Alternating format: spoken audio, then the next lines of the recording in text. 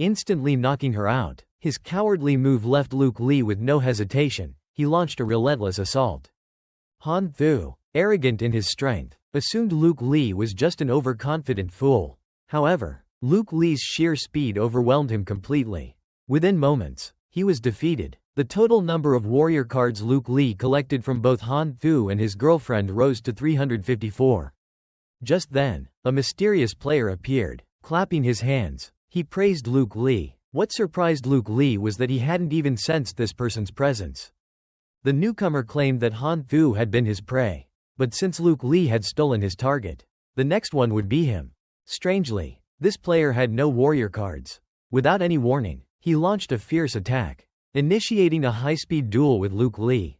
Luke Lee managed to block every move, but instead of getting frustrated, his opponent seemed to grow even more excited. He even mocked Luke Lee's skills, though his tone suggested he was genuinely enjoying the fight. Suddenly, the mysterious fighter used a technique called Blue Wolf, summoning a massive azure dragon. With a single roar, it obliterated an entire section of land. Luke Lee was thrown back by the shockwave, but miraculously, he remained completely unharmed. The opponent let out a loud laugh, praising Luke Lee's strength, but then he smirked and declared, "Too bad, I'm still stronger." Luke Lee realized that this man was indeed the strongest player he had ever encountered. However, even if he managed to defeat him, it would be meaningless. The man introduced himself as Fong Nha and asked for Luke Lee's name. After a brief silence, Luke Lee responded, "Tram Wei." Fong Nha immediately challenged him to a one-on-one duel. The real battle between the Red Serpent and the Blue Dragon had just begun.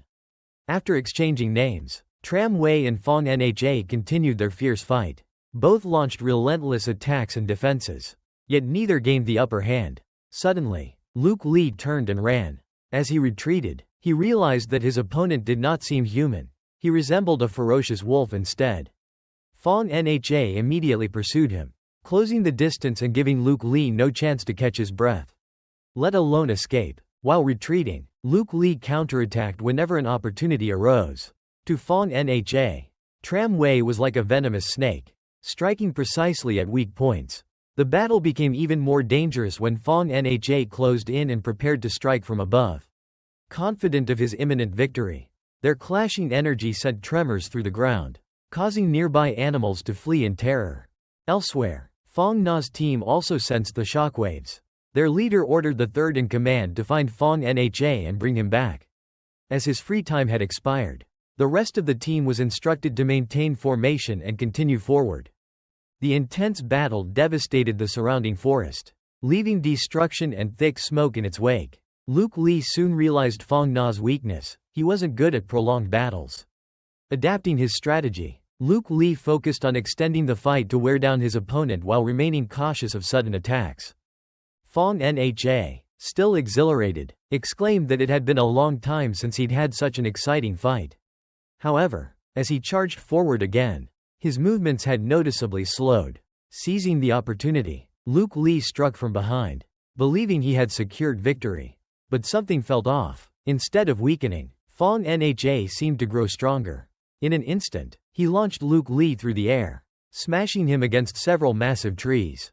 It was only then that Luke Lee realized he had fallen into a trap.